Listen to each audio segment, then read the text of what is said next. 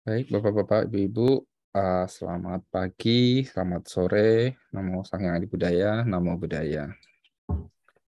Suara saya cukup Namo kedengaran? budaya. Jelas. Suara saya Jelas ya cukup Bante. kedengaran. Di Ya, tempat saya baik. jelas sekali. Ya. Oke. Sebelumnya tadi sudah diperkenalkan ya, nama saya Nyana Gupta. Ya, saya domisili di Wihara Ekayana Arama, Jakarta. Ya. Beberapa minggu yang lalu Pak Iskandar yang menghubungi saya untuk sharing dengan teman-teman dari Komunitas International Buddhist Indonesia ini tampaknya ada yang dari Belanda ya, dari Jerman juga ya, dan Sydney ya. Salam kenal sampai salam ketemu ya di Zoom ya. Dengan teknologi ini kita jadi bisa berbagi juga ya dari berbagai belahan dunia.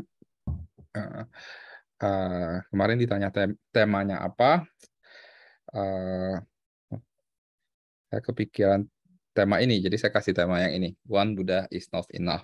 Ya, ini adalah tema yang pernah diberikan oleh Venerable Thich Nhat Hanh. Ya, kalau Anda tahu Venerable Thich Nhat Hanh dari Plainvillers di France. Beliau memberikan tema ini pada saat salah satu retreat di Amerika. Ya. Di balik tema ini sebenarnya yang ingin disampaikan adalah bahwa kita memerlukan kebangkitan kolektif ya. Buddha artinya adalah yang telah tersadarkan ya. Kita semua tahu Buddha artinya yang telah tersadarkan ya. Buddha adalah the awakening, the enlightenment one. Dia yang sadar sepenuhnya. Tetapi energi sadar penuh ini tidak cukup hanya individual ya. Kebangkitan individual saja kita sebagai siswa Buddha, kita meneladani Buddha ya, kita mempraktekkan Buddha Dharma ya, kita berjalan menuju ke pencerahan, ke nibbana, ke kebudaan ya. Tetapi kebangkitan individual itu tidak cukup ya. Nah, oleh karena itu saya mengatakan, Bhante Tirahan mengatakan satu Buddha tidak cukup ya. Kita butuh banyak Buddha. Dalam konteks ini berarti kita semua adalah Buddha ya.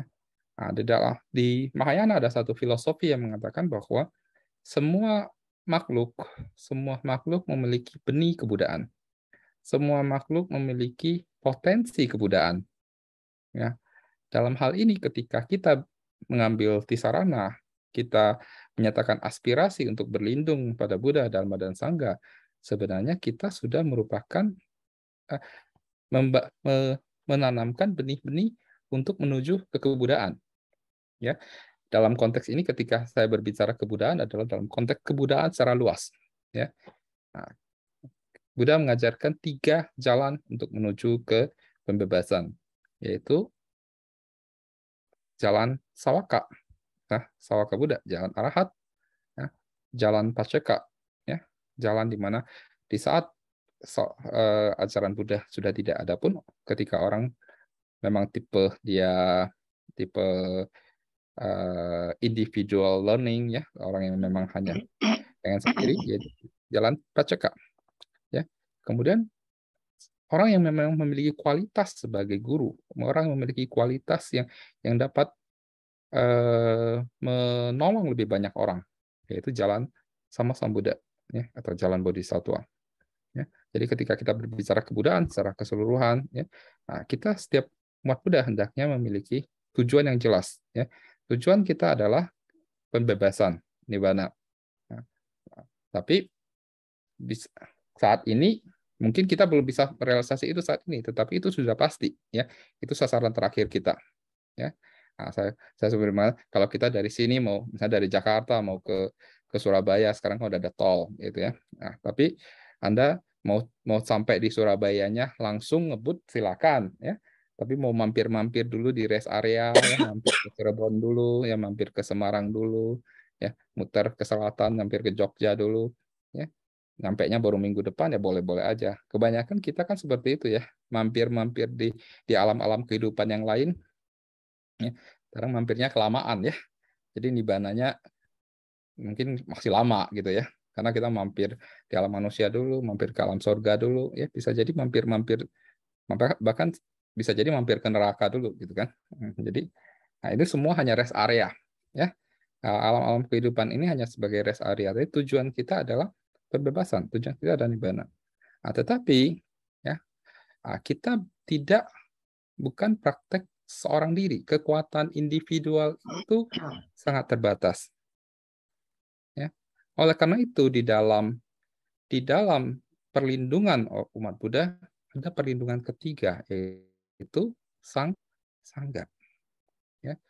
Nah, pengertian sempit tentang sangga seringkali hanya diterjemahkan sebagai para biksu dan biksuni.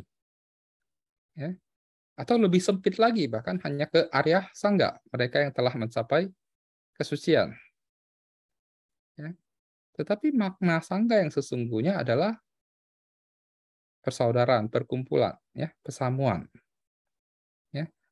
Nah, Buddha mendirikan 4 pesamuan. Ya.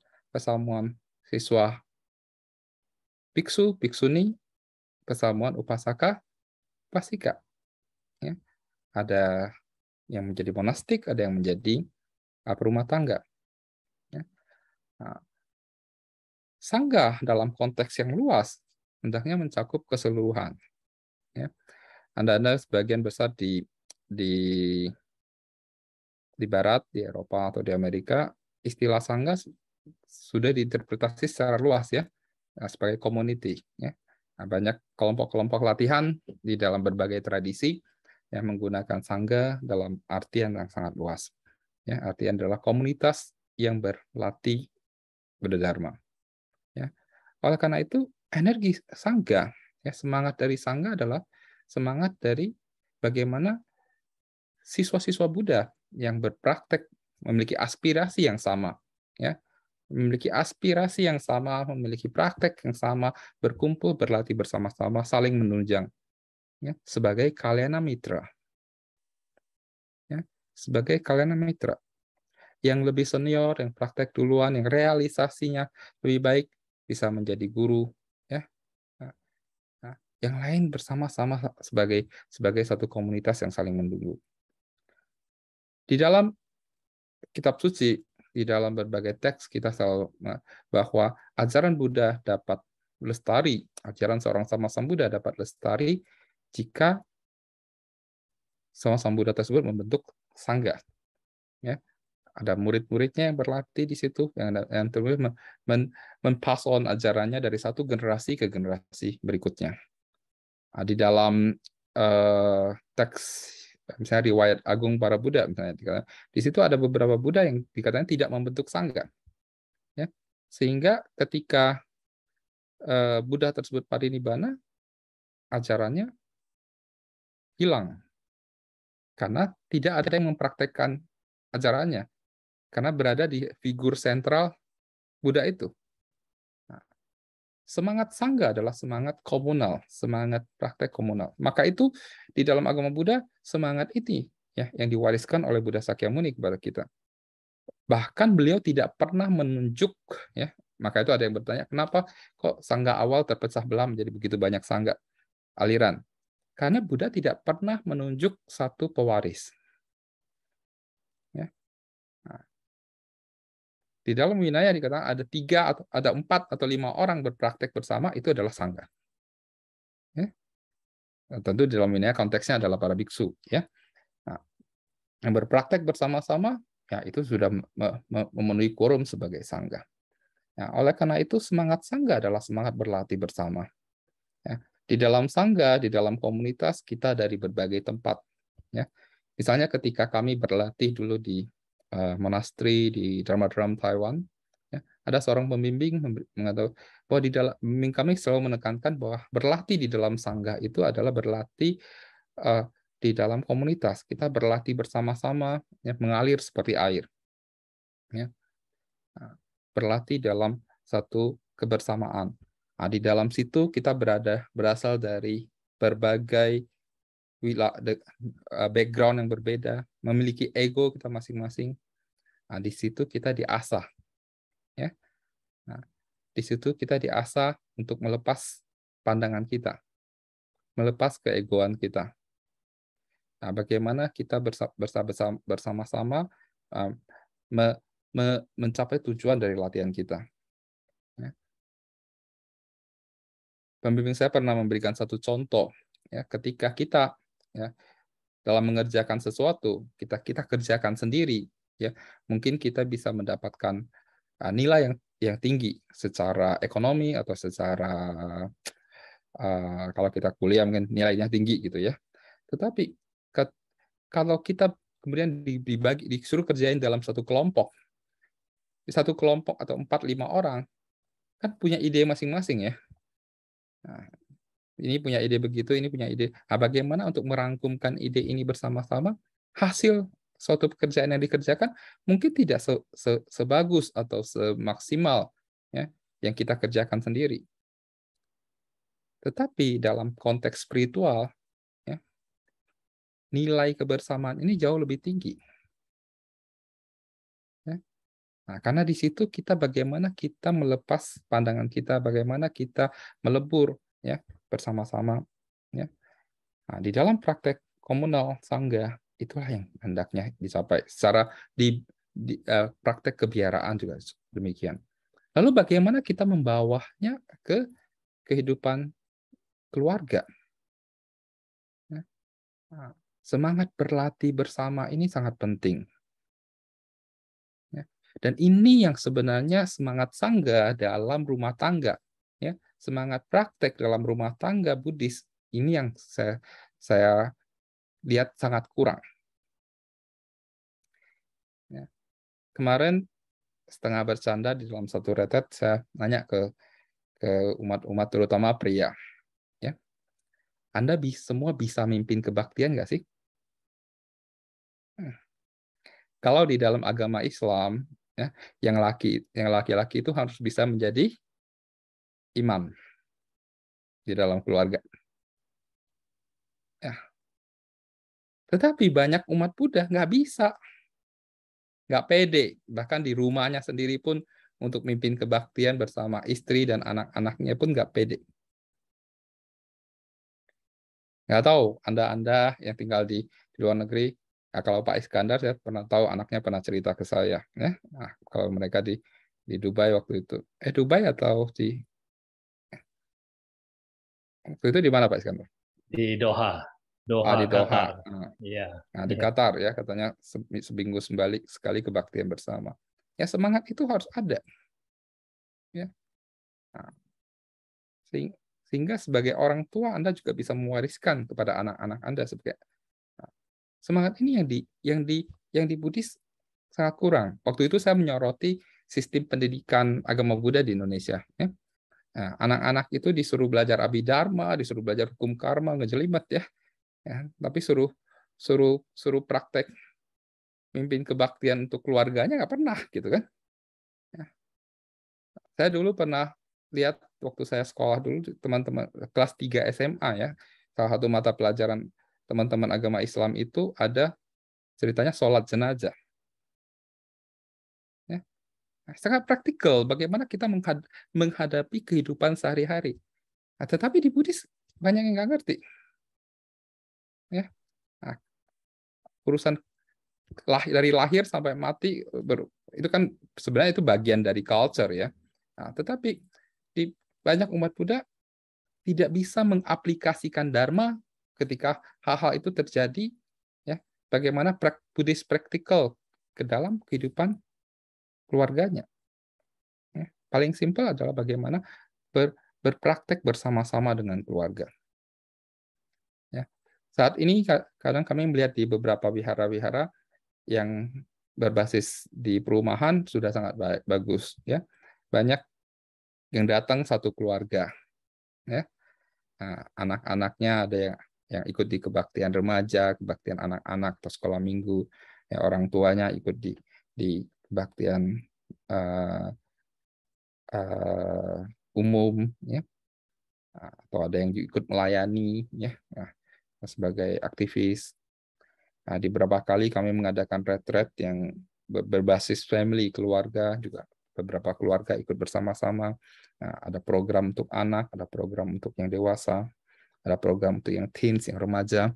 Nah, jadi hendaknya hal praktek Buddhis praktikal, praktek Dharma, ya, bisa menyentuh ke semua aspek. Hendaknya kita membawa energi sangga, energi keharmonisan dalam pesamuan ke dalam keluarga kita. Ya. Karena di sanalah kita bisa saling menopang, ya, menunjang. Ya. Ada yang saling mengingatkan, ya. Nah, kalau Anda diingatkan, ya, suami istri saling berlatih bersama, ketika Anda bisa meditasi bersama-sama, ya. Kalau suaminya malas, mungkin istrinya bisa mengingatkan, ya, istrinya lagi malas, suaminya bisa mengingatkan, ya. Nah, kekuatan dari kebersamaan inilah, ya, yang harus kita bawa, ya, latihan kolektif, ya, ya, collective awareness, collective awakening, ya. Nah, kebangkitan kolektif, kebangkitan spiritual kolektif, ya, dimulai dari diri kita, kemudian ke keluarga kita, ya. Nah, baru kita bisa membawa energi kebangkitan, energi sadar penuh, energi kebahagiaan ini ke komunal, ke lingkungan di sekitar kita. Ya. Nah, jadi bukan hanya urusan diri kita sendiri aja. Ya. Nah, kalau kita ingin bahagia, kita merasa bahwa Buddha Dharma bermanfaat buat kita, ya. Nah, kita juga perlu membawa itu kepada keluarga kita. Ya. Nah, kepada keluarga kita, sehingga nilai-nilai, ya, nilai-nilai Dharma itu bisa dipraktekkan bersama-sama. Nah, dan nilai-nilai praktek Dharma ini melampaui agama sebenarnya. Ya. Nah, tidak harus, ya, beragama Buddha untuk mempraktekkan itu. Ya. Nah, sehingga kita bisa membawa nilai-nilai ini, ya, praktek-praktek Dharma, ya, ke dalam keluarga. Ya. Bukan cuma individu kita saja. Ya. Nah, seringkali kita, terutama, ya, ini juga dirasakan di wihara, ya, kita tidak bisa berdiri sendiri. Nah, orang lain mempengaruhi kita. Ya. Nah, misalnya di wihara, kondisi monastik yang lain akan mempengaruhi kita. Nah, kalau semuanya berlatih bersama-sama dengan harmonis, itu kita akan jadi lebih enak, ya, berlatih. Ya. Nah, tetapi kadang-kadang kita ketemu aja juga orang yang cerewet, ya. Nah, orang yang complicated. Nah, ini kan mempengaruhi diri kita. Nah, di rumah tangga juga begitu, toh. Nah, ketika kita bisa membawa bersama-sama berlatih, ya, akan bisa saling mengingatkan, ya. Nah, karena tujuan kita sama, ya, kita bisa mengajak, dan tentu banyak cara-cara, ya, banyak cara-cara yang bisa dibawa ke dalam rumah tangga, ya. Bagaimana saya contoh bagaimana kita bisa ada kebaktian bersama, ya. Nah, bisa ada meditasi bersama, bisa ada misalnya di dalam yang disampaikan oleh salah satu guru saya, Prabal Thich Nhat Hanh, ada praktek yang disebut beginning anew, ya, praktek memulai lembaran baru, ya. Kadang-kadang di dalam sesama anggota keluarga atau dengan teman juga kadang kita ada miskomunikasi atau kesalah pengertian, ya. Nah, bagaimana kita memulai satu lembaran baru dengan kesaling pengertian, ya, dengan tahapan-tahapan yang baik, ya, sehingga tidak saling menyalahkan, ya. Nah, beberapa praktek yang sangat penting, ya, terutama di pengembangan dari sila keempat, ya. Sila keempat itu bukan hanya tidak berbohong. Sila keempat itu kalau dikembangkan lebih luas adalah komunikasi yang baik. Seringkali permasalahan muncul karena kurangnya komunikasi. Karena selalu merasa udah tahu. Ya, selalu merasa sudah tahu. Ya nggak?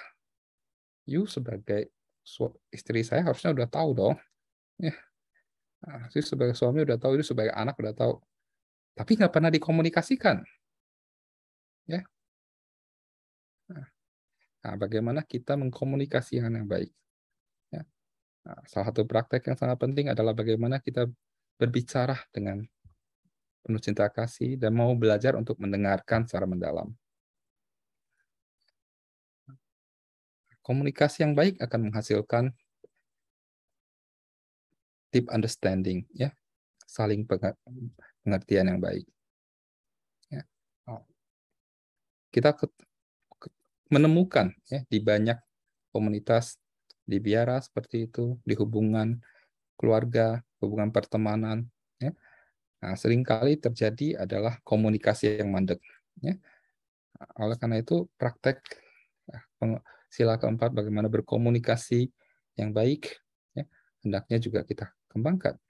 Tapi komunikasi harus dibangun dengan mau belajar mendengarkan, ya, mau belajar untuk mendengarkan.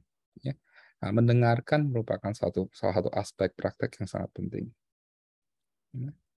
Seringkali kita mendengarkan dengan persepsi, apalagi yang sudah jadi orang tua ya, orang timur terutama, ya bukan hanya orang timur sih ya. Kita sudah punya persepsi ya, mendengarkan anak kita, ya, bahkan mendengarkan pasangan Anda juga bisa jadi begitu, sehingga belum selesai ngomong udah dipotong, udah di cut dulu, nah, karena kita udah punya persepsi kita, ya. Nah, kita mendengarkan dengan persepsi kita, bukan mendengarkan dengan mendalam, mendengarkan sebenarnya apa yang ingin disampaikan. Dan tidak mau terbuka untuk memahami itu. Nah, ini baru bisa direalisasi adalah ketika kita mau mempraktekkan dharma ke dalam kehidupan, mempraktekkan meditasi ke dalam kehidupan kita. Aspek ketenangan, kedamaian, sadar penuh, ya, ke dalam kehidupan kita. Ya. Kita bisa meditasi dengan tenang setengah jam, 1 jam, ya. Tapi bagaimana aplikasinya ke dalam kehidupan sehari-hari? Ya, kalau kita tidak bisa menemukan cara aplikasi ke dalam kehidupan kita sehari-hari, cara mengaplikasikan praktek meditatif ke dalam hubungan Anda dengan keluarga Anda, kita belum bisa benar-benar merupakan seorang praktisi Buddhis. Ya, karena di sini ada satu gap, ya. Kita yang sedang berlatih, ya, dengan kita dalam kehidupan sehari-hari. Seringkali kan begitu ya. Di Indonesia suka disebut Anda yang ada di wihara dengan Anda yang di luar wihara bisa jadi 2 orang yang berbeda. Ini bahaya ya. Nah, berarti Anda yang sedang praktek dharma dengan Anda yang tidak praktek dharma hanya ada di wihara. Ya. Nah, di luar itu nggak lagi, lupa. Ya. Nah, para guru-guru sering mengingatkan retret yang sesungguhnya kalau kita sedang ikut retretnya, ikut retret meditasi, sering dikatakan retret yang sesungguhnya adalah setelah Anda keluar dari aula meditasi, setelah Anda keluar dari Chan Hall, setelah Anda keluar dari aula Zendo. Ya. Setelah retret 7 hari ya, atau 49 hari, ya, Anda tenang, damai di biara, nggak ada ganggu apa-apa, ya.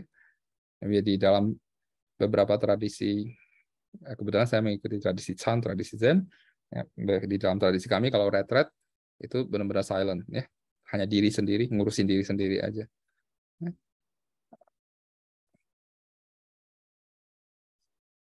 Tapi setelah yang sesungguhnya selalu diingatkan, yang sesungguhnya adalah energi dari hening, energi dari kedamaian yang Anda dapat dari retret ini adalah bagaimana setelah Anda keluar dari retret, apakah Anda masih bisa mempertahankan itu? Nah, banyak yang keluar dari retret, udah keluar dari retret langsung hilang gitu ya. Tapi enggak sih ya. Biasanya kalau keluar orang yang sering ikut retret meditasi, setelah keluar dari retret tenang, damai. Dulu di Jakarta ada satu sahabat yang orangnya temperamental sekali, ya. Nah di sini mungkin nggak ada yang kenal ya, jadi saya cerita. Nah, kalau Bante-Bante yang disetirin beliau selalu cerita, dia bisa dari mulai bantenya naik mobil sampai diantar sampai ke tempat tujuan, handphonenya tidak berhenti berdering. sibuk dengan HP. Waktu itu HP-nya ada 3. Ya, sibuk dengan kerjaannya, multitasking, ya, benar-benar multitasking. Ya. Nah, sibuk sekali, terus sangat temperamental. Kalau ke biku baik, ramah, baik orangnya. Tapi begitu berbalik ke ke ke pegawainya bisa berubah jadi asyura. Ya, ya. Nah, jadi telepon bisa sambil marah-marah pegawainya, nanti ke bantainya ya dia senyum-senyum lagi baik-baik. Ya. Nah, di kantor juga begitu.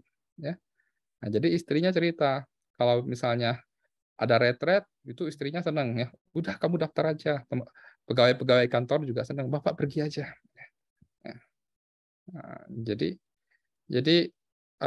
pegawainya di kantor kayaknya kalau dia retret 2 minggu, bahagia 2 minggu, bosnya nggak ada ya, nggak ada yang marah-marah.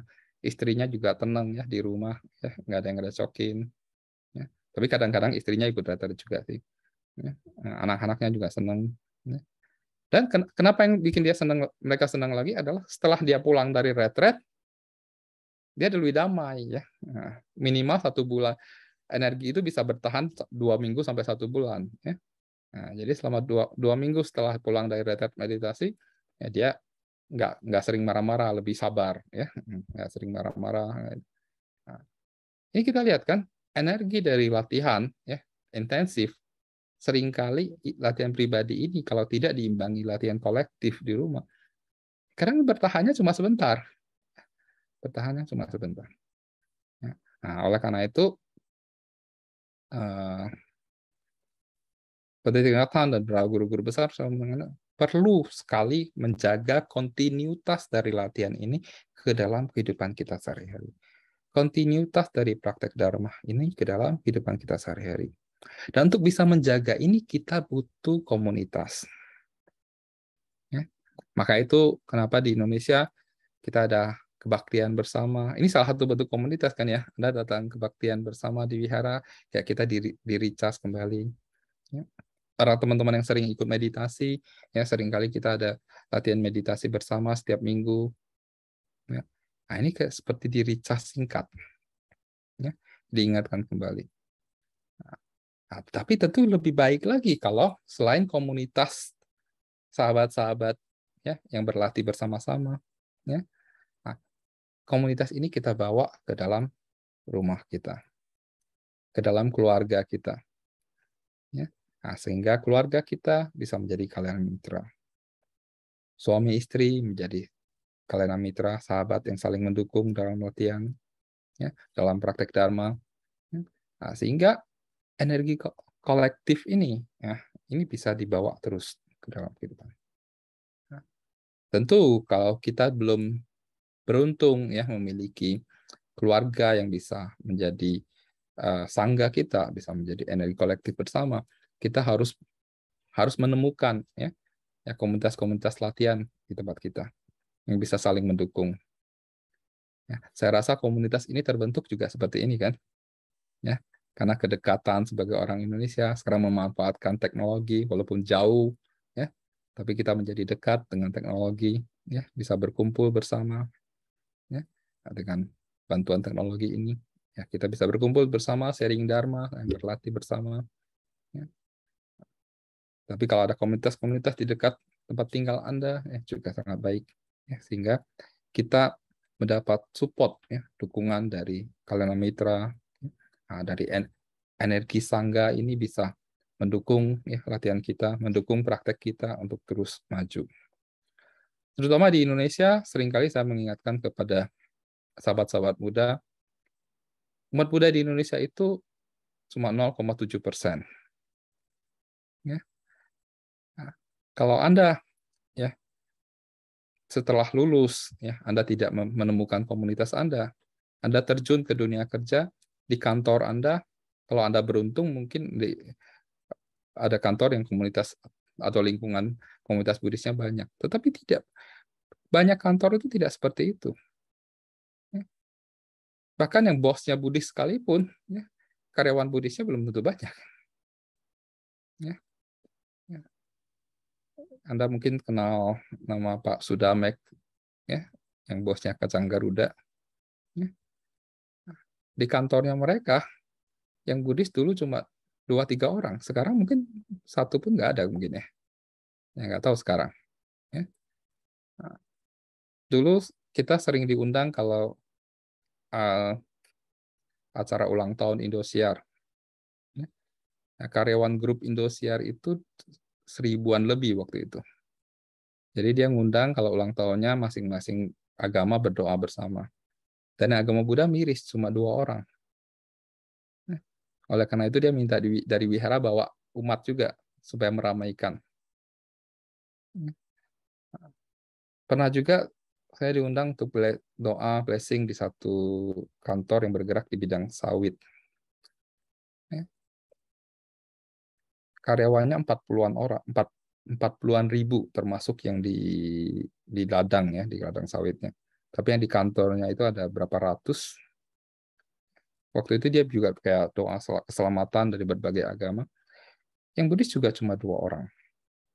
Ya. Nah, jadi ketika kita terjun ke masyarakat, kita ini seringkali tidak menemukan ya, nah, sahabat ya yang 2 orang itu juga belum tentu cocok ya kalau kita bicara praktek dharma kan.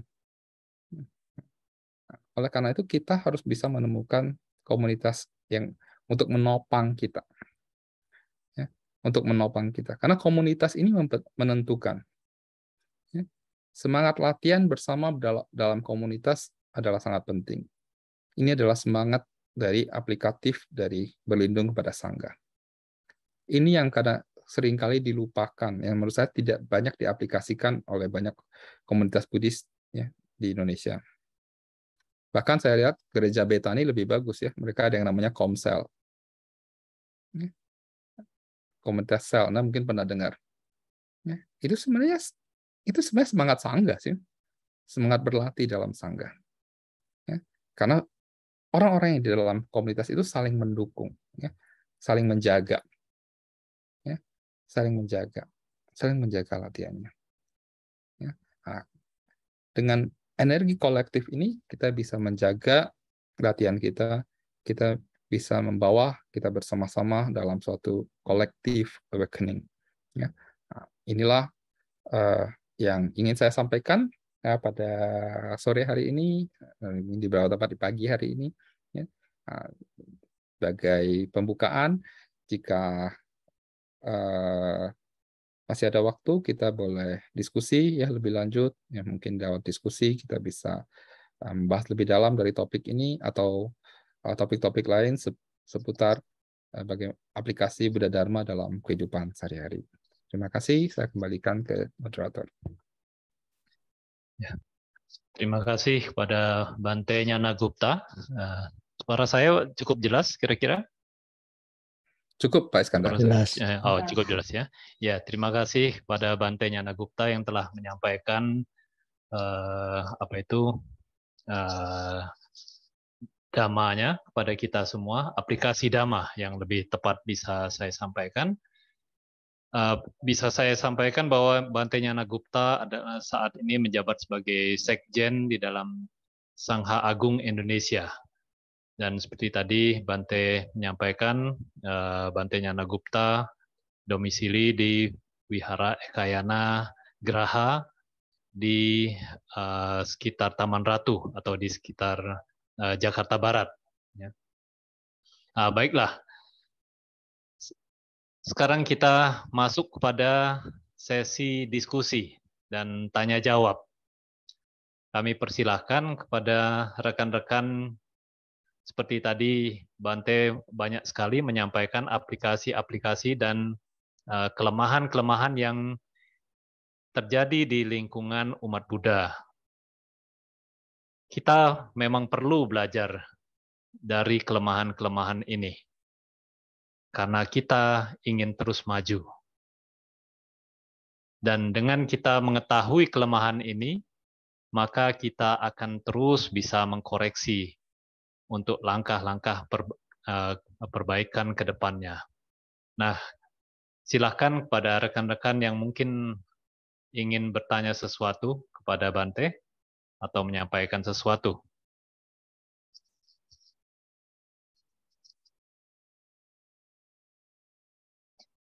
Kalau belum ada, Saya ingin Sudah bertanya ada, mohon sedikit maaf. kepada Ban. Mame Oh, Sandra. dari siapa? Ya, dari Tante Mudita. Oh ya, silakan. Ya, silakan. Iya. Masih mute. Masih mute. Ya, terima Ya, kasih silakan. Pak Iskandar. Ya. Terima kasih juga Bante. Saya mau bertanya mengenai damai yang Bante paparkan tadi tentang temperamen orang yang praktek dalam retret setelah kembali ke kehidupan sehari-harinya. Dia tidak melatih dan mempunyai dua temperamen. Dalam hal ini kan sebetulnya Bante dalam meditasi kalau betul-betul dipraktekkan itu kita diajarkan untuk bersabar, ya, kesabaran sepertinya berlatih. Mohon penjelasannya Bante. Terima kasih. Ya Bu, ini dengan Ibu siapa? Bu Mudita. Iya. Domisili di Mudita, ya. Belanda. Ya, Oh, domisili Mudita di Belanda. Oke. Ya. Ya. Aspek terpenting ya dari praktek meditasi sebenarnya ya sabar. Sabar sebenarnya, kesabaran adalah salah satu aspek dari praktek yang harus dipraktekkan bukan hanya di meditasi, ya. Karena kita sebagai umat Buddha kita memiliki 6 aspek yang harus dilatih. Pertama adalah kemurahan hati, dana, ya. Dana parami, ya. Kemudian sila atau moralitas, ya. Kemudian ada kanti atau kesabaran, ya, kanti parami, wirya parami, ya, atau semangat, ya, atau saya suka menerjemah sebagai kontinuitas, ya. Nah, kemudian kelima adalah dhyana parami atau konsentrasi, ya, atau samadhi, ya. Kemudian prajna parami atau kebijaksanaan, ya. Nah, Buddha mengatakan kesabaran adalah praktek tertinggi. Itu Buddha sampaikan di Owada Patimokkha, ya. Nah, kesabaran erat kaitannya dengan bagaimana kontinuitas. Ya, saya sering menyampaikan antara kanti dan wirya secara bersama-sama. Ya. Nah, sabar, ya. Bagaimana kita seringkali gagal, ya. Seringkali kita gagal dalam berpraktek adalah karena kita ingin cepat. Ya. Nah, karena kita menginginkan semua itu sesuai dengan harapan kita. Ya enggak? Kita merasa kita ini adalah pusat dari alam semesta ini. Karena kita melihatnya semua dari aspek kita.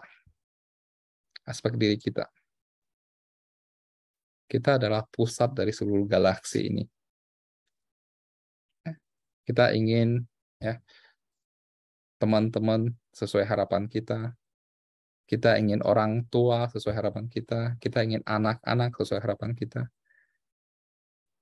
Dan seringkali, ya, dalam banyak hal tidak bisa seperti itu. Ketika tidak bisa sesuai harapan kita, respon dari diri kita itu apa? Nah, tergantung masing-masing, kan? Tergantung dari behavior atau kebiasaan kita, ya. Nah, energi yang itu sebetulnya behavior energi yang kita bawa dari kecil, ya. Ada yang orang yang lebih sabaran, ya. Mungkin Anda pernah nggak ketemu di keluarga atau lingkungan teman-teman Anda yang nggak pernah marah, jarang, ya. Nah, banyak kan kita gampang kalau sesuai tidak harapan kita akan timbul emosi, ya. Nah, emosi yang muncul, ya, bisa marah, ya. Nah, temperamental muncul, ya. Setiap orang bisa berbeda-beda, ya. Nah, kita harus melihat diri kita sendiri. Kalau kita sangat temperamen, mungkin kita perlu, ya, lebih menekankan effort untuk berlatih kesabaran ini, ya. Dengan cara apa? Ya, meditasi Buddhis salah satunya. Nah, bagaimana kita membawa diri kita ini tenang dulu. aspek dari meditasi Buddhis yang pertama adalah samatha, berhenti. Ya.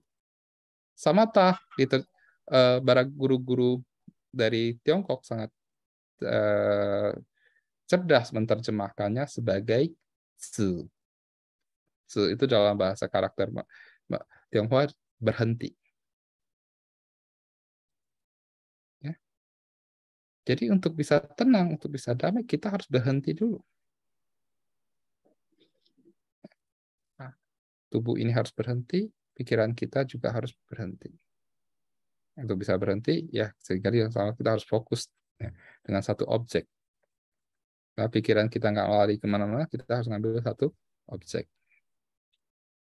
Nah, banyak sekali objek meditasi menurut tradisi Buddhis. Nah, yang paling populer tentu adalah menggunakan nafas. Ya, menggunakan nafas, anapanasati, dan satu lagi adalah dengan pelafalan nama Buddha atau mantra. Ya. Dan aspek kedua dari meditasi Buddhis adalah pandangan terang, vipassana. Nah, vipassana diterjemahkan di dalam bahasa karakter Mandarin sebagai quan, ya, menerangi.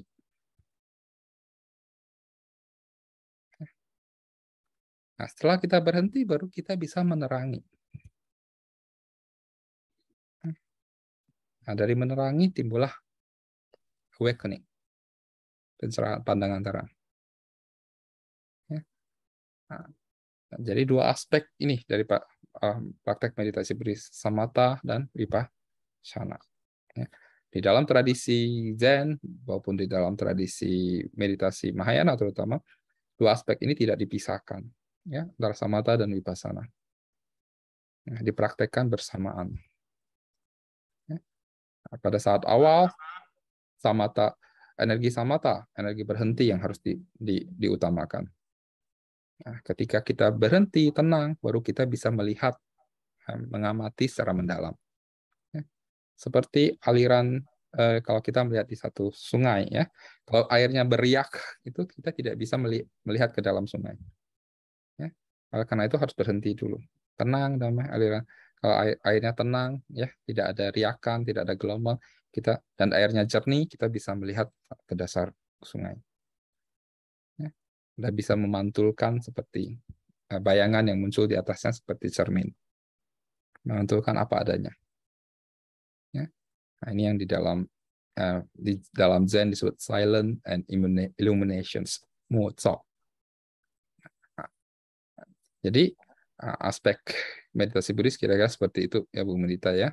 Nah, jadi kesabaran adalah salah satu aspek yang sangat penting ya. Karena kita seringkali tidak sabar ya, karena kita pengen semuanya sesuai harapan kita. Kita lagi duduk meditasi, nah, ketika kaki kita sakit, kita nggak terima kenapa sakit ya. Nah, dan kita nggak nyaman dengan rasa sakit itu, kita pengen bergerak ya. Nah, pengen selesai cepat-cepat. Ya. Nah, karena kita ingin semuanya sesuai keinginan kita. Tapi bahkan tubuh ini juga uncontrolled bagi kita. Nah, karena tidak terlatih. Ya, oleh karena itu kita harus sabar untuk melatih ini. Oke. Baik, terima kasih Bante, cukup jelas. Anumodana. Ya, silahkan mungkin ada yang lain. Ya, silakan Bu Dia. Ya. Boleh memperkenalkan diri. Mungkin ya. Oh, suaranya masih mute. Suaranya masih mute. Ya, belum terdengar Bu Dia. Masih mute. Oke. Ya, ya. Silakan memperkenalkan diri sedikit. Ya, selamat sore Bante. Nama saya Dia. Saya tinggal di Jerman. Ya. Ya. Yang saya mau tanyakan bahwa sebetulnya saya terlahir dari non-Buddhis. Kebetulan jadi teman-teman saya sampai saya menginjak usia tua mengenal saya sebagai Muslim.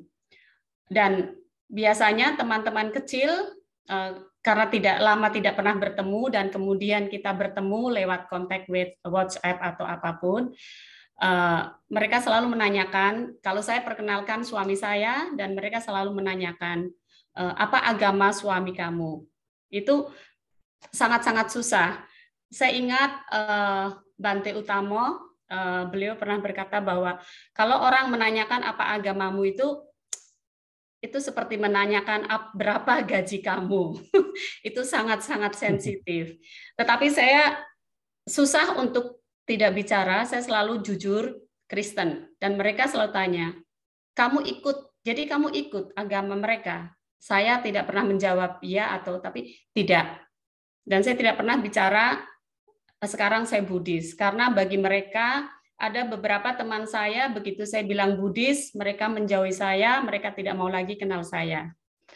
Itu beban batin untuk saya. Atau kadang-kadang mayoritas orang Indonesia, mereka selalu menanyakan, apa sih agama kamu atau berapa umur kamu, itu normal. Tidak ada rasa sensitif. Bagi saya itu sensitif.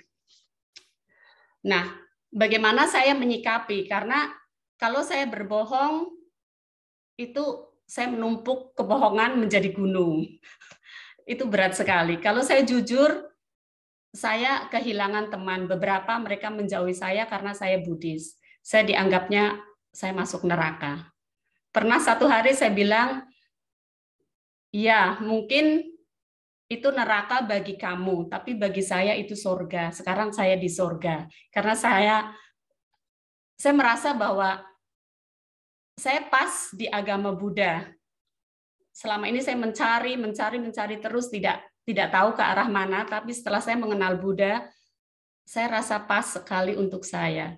Nah, bagaimana solusi dan jawaban yang harus saya berikan jika mereka menanyakan apa agama saya? Karena saya jarang menjawab Waalaikumsalam atau banyak sekali WA Muslim yang dikirim ke saya tentang itu, saya jarang menjawab, hanya terima kasih. Dan mereka menjadi tanda tanya kenapa saya nggak pernah mengulas. Terima kasih. Ya, terima kasih Bu Dia. Ini satu fenomena yang terjadi di Indonesia ya. Ya. Maka itu beberapa waktu yang lalu ada istilah keracunan agama. Ya. Nah, orang Indonesia ini netizen Indonesia ini seringkali disebut keracunan agama dan gemar menghakimi orang dari sudut pandang agama. Baru-baru ini ada satu trending seorang artis cilik ya, saya lupa namanya siapa ya, yang ketika ditanya oleh Gus Miftah agamamu apa, dia menjawab itu privacy saya. Ya.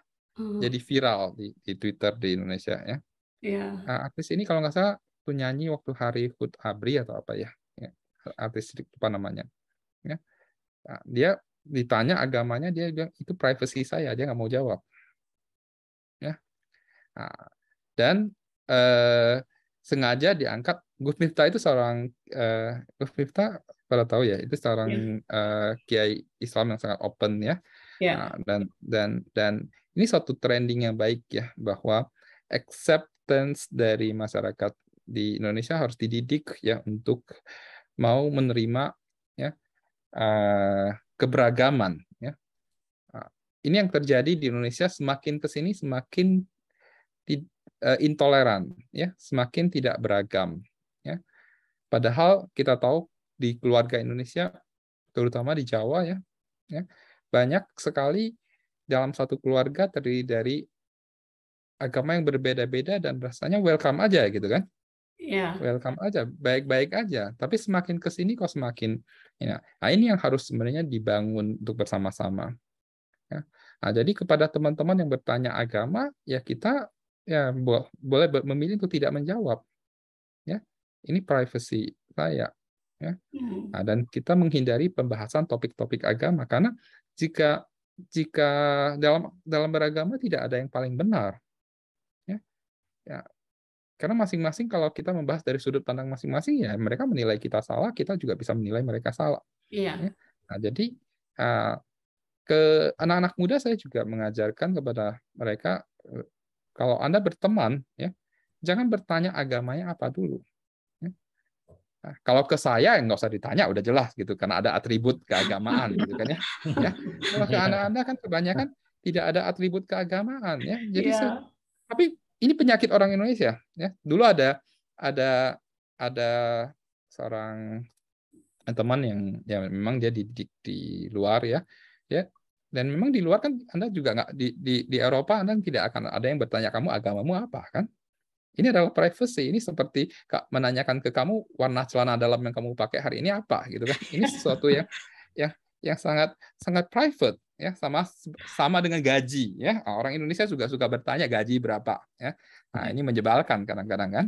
Nah, ini dari dulu waktu saya bekerja juga kan, kadang-kadang kumpul keluarga ada yang langsung nanya gaji, saya diam aja sih, ya. Nah, ini urusan hal private ya. Nah, tetapi di Indonesia menjadi sesuatu yang umum ditanyakan dan buat kita mungkin ini nggak sopan gitu ya. Nah, tapi buat mereka mungkin biasa-biasa aja. Nah, ini yang kita perlu nilai value ini yang sebenarnya harus dan kan ini salah satu faktor karena di Indonesia semua orang harus beragama ya. Ini yang dan kemudian semakin ke sini identitas keagamaan itu semakin kental. Kalau Anda yang di luar mungkin tidak terlalu merasakan ini, tapi di Indonesia Anda bisa merasakan ini ya, di sekolah-sekolah, di berbagai tempat ya. Identitas keagamaan ini semakin kental. Ya. Ini yang sebenarnya banyak oleh komunitas-komunitas di Indonesia juga ingin dibangun untuk membangun suatu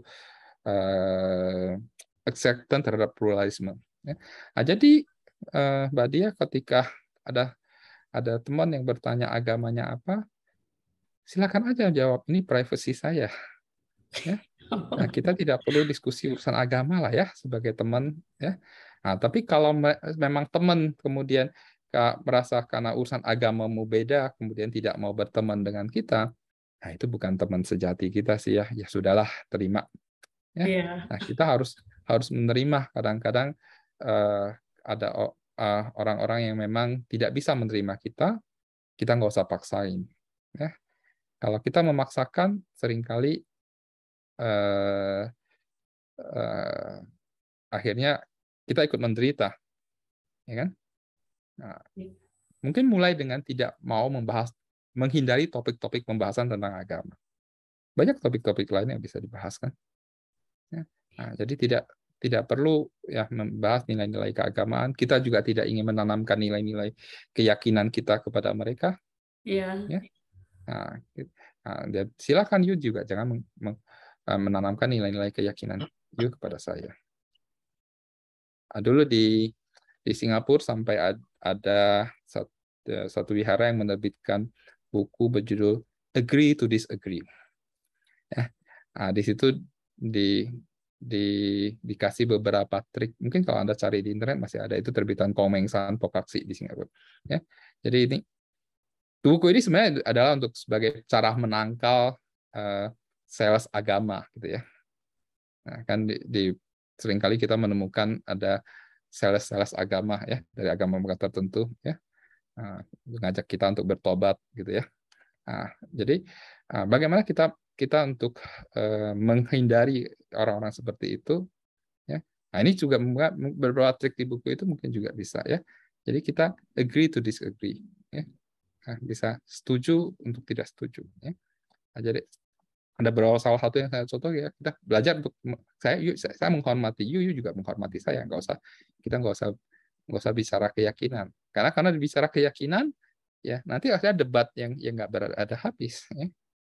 Nah, you juga jangan menghakimi saya karena saya juga tidak menghakimi you dengan cara pandang saya kan.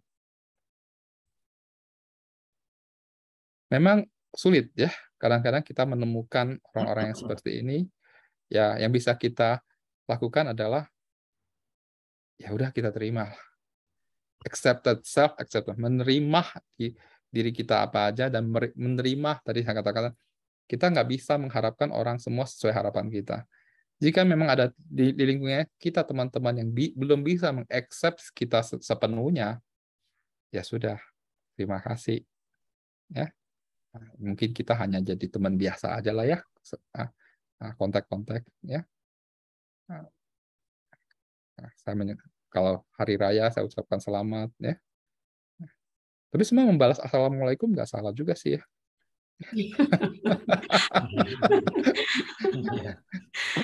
Kan itu hanya salam ya. Iya. Oke, ini sekitar pandangan Ya. dari saya, Lydia. Iya, terima kasih banyak Bante. Ya.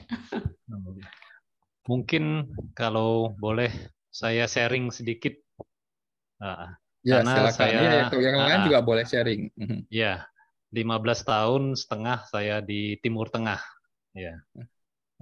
Saya juga menghadapin banyak teman-teman, apakah dari Egypt, ya, dari Sudan, dari Jordan, ya, dari semua hampir Timur Tengah lah semua, dari Syria juga, dan juga dengan masyarakat Indonesia di Qatar sana. Ya, karena Indonesia mayoritas beragama Islam, tentu masyarakat Indonesia yang di Qatar juga mayoritas beragama Islam. Nah, lalu bagaimana kondisi saya yang Buddhis harus bergaul bagaimana ini? Saya ada di negara Timur Tengah. Lalu saya juga orang Indonesia, mau juga bergaul dengan orang-orang Indonesia. Memang saya bisa memahami kondisi Ibu Diah cukup sulit. Tetapi bisa saya bagi menjadi dua cara menghadapin yang teman-teman Indonesia dan teman-teman yang bukan Indonesia. Kalau teman-teman yang Indonesia, yang saya lakukan adalah tetap jadikan tantangan bagi kita. Bahwa memang kita merasa seperti dikucilkan, bukannya terkucilkan, tapi dikucilkan oleh teman-teman saya Indonesia di Qatar sana. Saya paham, tapi tidak apa-apa. Saya tetap bersikap wajar, bersikap ramah, dan ada kegiatan saya datang, dan saya cari informasi, acara-acara ke KBRI. Seringkali setiap kali ada acara dari KBRI, saya juga datang, meskipun tidak ada teman-teman Indonesia yang men-sharing acara itu ke saya. Karena mereka sharing acara itu hanya ke teman-teman mereka yang bisa saya katakan sangat prihatin sebetulnya saya melihat community Indonesia di luar sana. Community Indonesia di luar negeri hanya berdasarkan agama. Sementara community dari masyarakat dunia atau negara lain, agama itu seperti yang kata Bante tadi, privacy tadi. Tidak perlu ditonjolkan. Nah, menghadapi situasi itu, saya akan bersikap baik, bersikap ramah dengan mereka, dan pelan-pelan saya merasakan ada penerimaan dari teman-teman Indonesia. Setiap kali saya datang, kita kan bisa mempunyai rasa ya bagaimana apakah orang ini palsu ataukah tidak ya kan ya. Nah, pelan-pelan saya merasakan mulai mereka bisa pelan-pelan menerima kehadiran saya. Nah, saya tahu acara itu dari saya menjalin hubungan dengan orang-orang kedutaan, gitu, ya. Nah, itu cara menghadapin teman-teman yang Indonesia dan mereka tahu saya bukan Muslim, saya Buddha, itu. Nah, itu cara menghadapin yang Indonesia. Kalau menghadapin yang dari bukan Indonesia, pertama yang saya tonjolkan adalah saya belum menjawab dulu apakah agama saya Islam atau Kristen atau Buddha. Saya belum menjawab dulu, tetapi yang saya tonjolkan adalah bangga sebagai Indonesia yang mengenal Bhinneka Tunggal Ika. Dan saya mulai bercerita ke mereka di Indonesia itu bahkan masjid bersebelahan dengan gereja, atau gereja bersebelahan dengan kelenteng, atau wihara berdekatan dengan masjid. Di Indonesia itu luar biasa. Itu yang saya ceritakan ke teman-teman dari Mesir, dari Sudan, dari Kenya, dari Syria juga. Nah, mereka, saya tegaskan, Indonesia memang mayoritas Muslim, tetapi bukan negara Islam. Dan kami bisa rukun sekali. Gitu. Bahkan saat-saat hari besar, kadang-kadang hari raya Idul Fitri, yang wihara meminjamkan area parkirnya untuk parkir kendaraan-kendaraan mereka yang merayakan Idul Fitri. Atau begitu juga sebaliknya, yang di gereja sedang acara Natal, yang masjidnya meminjamkan fasilitasnya. Itu terjadi di Indonesia. Mereka umumnya bengong. Umumnya bisa saya katakan teman-teman yang di Timur Tengah agak setengah kaget mendengar itu. Nah, setelah saya ceritakan terus lama-lama, akhirnya mereka bisa menerima saya. Bahkan saya punya teman dekat, orang Sudan, orang dari Timur Tengah sana. Ya.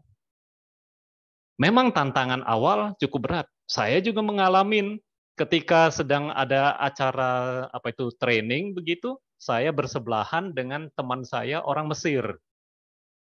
Pada waktu kenalan, saya kenal, saya dari Indonesia, dia juga dari Egypt. Tiba-tiba akrab sekali. Ya, seperti teman lama begitu, akrab sekali. Tetapi begitu dia bertanya, Anda Muslim? Anda pasti Muslim, Anda dari Indonesia. Saya jawab, bukan, saya Buddhis. Seketika seperti orang asing yang terjadi. Tadinya akrab sekali, tapi begitu dia mengetahui saya agamanya lain, spontan. Detik itu juga seakan-akan tidak kenal. Padahal tadinya sebelah-sebelahan akrab. Itu terjadi. Ya, saya tidak masalah. Itulah tantangan. Ya kan? Dan kita tetap bersikap baik, masih ada teman-teman lain yang juga beragama Islam atau beragama Kristen atau yang lain yang mempunyai pikiran yang lebih terbuka. Nah, itu. Jadi prinsip itu. Jadi dua hal, bisa kita bedakan dua kasus. Menghadapi teman-teman yang Indonesia dan menghadapi teman-teman yang bukan Indonesia. Begitu, kira-kira secara singkatnya begitu. Sehingga akhirnya ya, saya bisa bertahan 15,5 tahun di sana. Itu. Gitu. Ya, kira sharing secara singkatnya begitu. Ya, Bu Dia. Ya. Terima kasih. Ya. Baik, silahkan mungkin ada yang mau menambahin atau mau bertanya atau sharing lagi, gitu. Ya. Jadi memang kalau tadi seakan-akan kita merasa di Indonesia ini kok situasi terakhir ini semakin meningkat melulu urusan agama. Di Timur Tengah itu juga sama. Saya di Uber anak kecil, anak SMP, tetangga saya di Uber untuk masuk ke Islam. Sampai berkali-kali datang ngasih saya Quran, ngasih saya CD, ngasih saya apa, pokoknya macam-macam lah. Saya tetap sambut dia dengan senyum, dan saya pelan-pelan menceritakan kepada dia Indonesia itu situasinya bagaimana, Bhinneka Tunggal Ika, dan juga saya kenalkan kepada dia agama Buddha itu bagaimana, ya kan? Mencoba untuk membuka pikirannya. Dan saya rasa dari awal dia mencoba mengenalkan saya, menarik saya, dan terakhir saya keluar dari Qatar, saya rasa cukup berubah dia, karena sering ngobrol dengan saya. Jadi yang kunci utama adalah memang kita merasa dikucilkan, tapi jangan menjadikan kita seperti mutung, ya, seperti mutung kita itu, atau menjadi tertekan, masuk ke hati sanubari kita, jangan. Yang penting kita paham, oke, saya dikucilkan, bukannya terkucil, saya dikucilkan orang. Inilah tantangan saya. Saya akan terus ikutin acara-acara mereka, ya kan? Jadi teman-teman Indonesia melulu agama, teman-teman Indonesia. Begitu juga kalau saya berteman dengan yang lingkungan yang di Arab sana, melulu agama, nggak habis-habisnya. Nah gitu. Dan itulah kadang-kadang saya ngobrol kepada mereka, Itulah penyebab konflik di Timur Tengah. Karena Anda melulu berbicara tentang itu. Indonesia, kami berbicara tentang Bhinneka Tunggal Ika. Maka itu kami Indonesia bisa ya damai-damai saja. Nggak ada masalah. Mau Islam, mau Buddha, mau Konghucu, mau apa, nggak ada masalah. Itu adalah privacy. Nah, itu yang saya kenalkan selama 15,5 tahun ke teman-teman saya yang dari Timur Tengah di sana. Dan kepada yang Indonesia seperti tadi itu yang saya sampaikan. Kira-kira begitu. Ya. Ya, Is. Ya. Jamie ada mau bertanya tuh, Is. Ya, silakan. Selamat sore, Bante Nyana Gupta. Terima kasih, Iskandar. Saya sedikit mau memberikan komentar apa yang diceritakan Iskandar tadi. Kembali ke soal sila keempat untuk tidak berbohong. Saya tidak tahu jelas apakah di Indonesia begitu. Sekarang ini, waktu dulu tidak begitu, bahwa misalnya gereja berdampingan dengan masjid atau berdampingan dengan wihara dan kerjasama bersamaan sambil meminjamkan buat parkiran dan sebagainya. Kalau tidak benar, berarti itu adalah berbohong. Tapi demi kebenaran, demi diplomasi yang untuk kebaikan, apakah sila keempat berbohong demi kebaikan itu boleh dijalankan, Bante? Terima kasih. Ya, berbohong untuk kebaikan ini kita harus punya prasnya dulu, punya kebijaksanaan dulu. Ya. Jadi berbohongnya itu bukan untuk kepentingan sempit, untuk kepentingan kita. Ya. Nah, dan yang namanya berbohong ya tetap berbohong. Ya. Nah, kita harus terima konsekuensinya, tidak boleh membenarkan. Ya, ya berbohong tetap berbohong. Ya. Tetapi ketika kita melakukannya dengan kebijaksanaan, dengan tujuan yang baik, ini seringkali disebut dengan upaya. Di dalam Mahayana ada istilah upaya kausalya, keterampilan dalam cara. Nah, misalnya Anda mau mengajak teman ya atau keluarga Anda ikut retret meditasi. Ya. Nah, kamu mengatakan, oh di sana nanti enak kok, nggak capek, nggak meditasinya nggak serem, nggak usah takut, ya. Nggak kayak liburan aja, ya. Nanti dia sampai ke pusat meditasi, oh HP suruh kumpulin, ya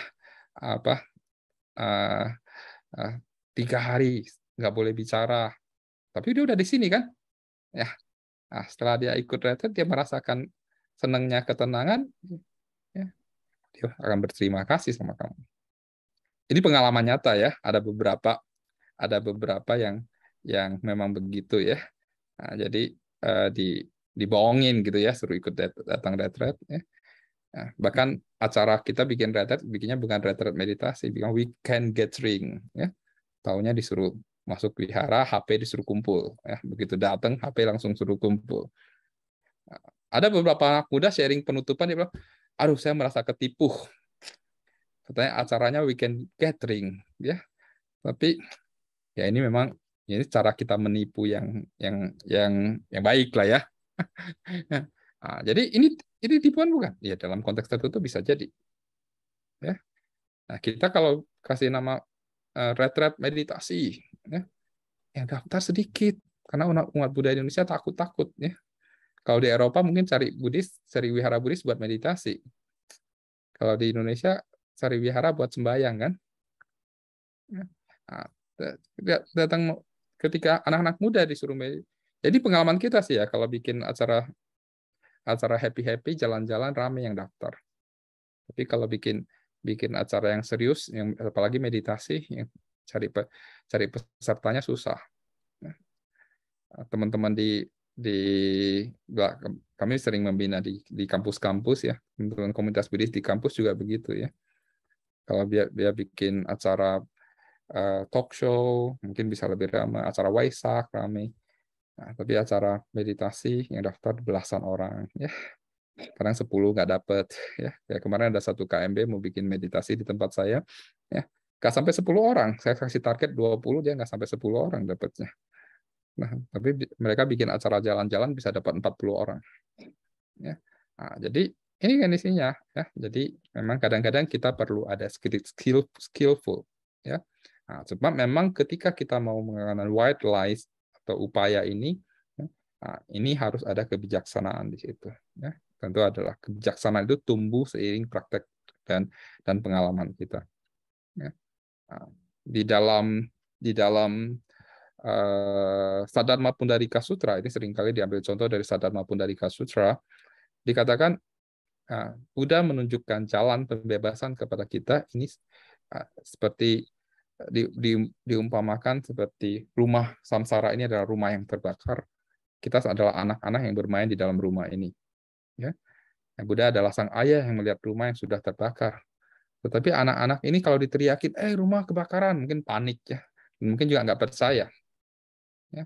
Nah, lalu Buddha mengatakan kepada anak-anak ini bahwa sang ayah mengatakan kepada anak-anak ini, hai anak-anak, di luar ada mainan, ya, ada kereta, ada 3 kereta, 1 kereta yang ditarik oleh kambing, 1 kereta ada kedelai, 1 kereta ditarik oleh kerbau. Ya.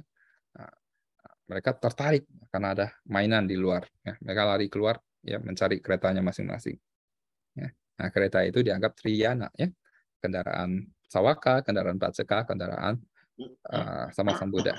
Nah, itu yang diajarkan oleh Buddha. Ketiga kendaraan itu untuk membawa kita anak-anak yang asik bermain dengan ini mainan yang diberikan oleh Buddha. Tujuannya adalah untuk membawa kita keluar dari samsara.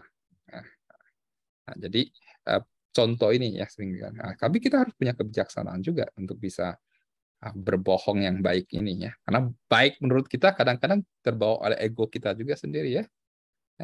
Nah, tapi ya berbohong tetap berbohong. Nah, termasuk di dalam beberapa praktek Mahayana seringkali disebut seorang bodhisattva rela melanggar sila untuk menolong makhluk lain yang menderita. Melanggar sila, dia konsekuensi menerima karmanya. Ya. Misalnya ketika Anda baca kisah-kisah Tibetan, salah satu yang terkenal mungkin Anda pernah mendengar istilah Padmasambhava. Ya. Nah, dikatakan Padmasambhava ketika Acarya Padmasambhava ketika mengetahui bahwa orang ini akan membunuh ya banyak orang, dia membunuh orang ini. Tapi dia konsekuensi menerima karma dia membunuh orang ini. Ya. Dia membunuh orang ini pasti ada buah karmanya kan. Nah, nggak bisa mengatakan itu benar pembunuhan, tapi karena dia adalah orang suci mempraktikkan ini. Nah, tapi apakah kita bisa seperti ini? Ya, nah, jadi harus dipahami dengan benar. Ya, nah, seringkali ajaran itu beliau disebut crazy wisdom, tapi kita suka bercanda. Jangan kalau nggak punya kebijaksanaan nanti jadi crazy beneran. Ya, nah, jadi nggak bisa asal-asal ya menggunakan di dalam Mandarin disebut Fang Pian, upaya kausalnya itu disebut Fang Pian Famen. Ya, tapi Fang Pian bukan Sui Pian. Ya, Sui Pian itu sembarangan. Ya, Fang Pian harus upaya kausal ya, kausal itu kebenaran, upaya yang benar harus dibarengin dengan kebenaran oleh kebijaksanaan, ya, nah, bukan oleh kebodohan. Nah, jadi ini ya white lies ya, berbohong yang baik atau melanggar sila untuk kebaikan itu semua harus dilandasi oleh kebijaksanaan dan konsekuensi apakah kita yang melakukannya itu siap menanggung apapun akibatnya. Oke, seperti itu saja nih. Jadi intinya berbohong untuk kebaikan dengan dasar kebijaksanaan itu bisa dijalankan dengan konsekuensinya kita terima karma untuk diri kita yang menjalankan. Bukankah begitu? Oke. Iya. Anumodana. Ya.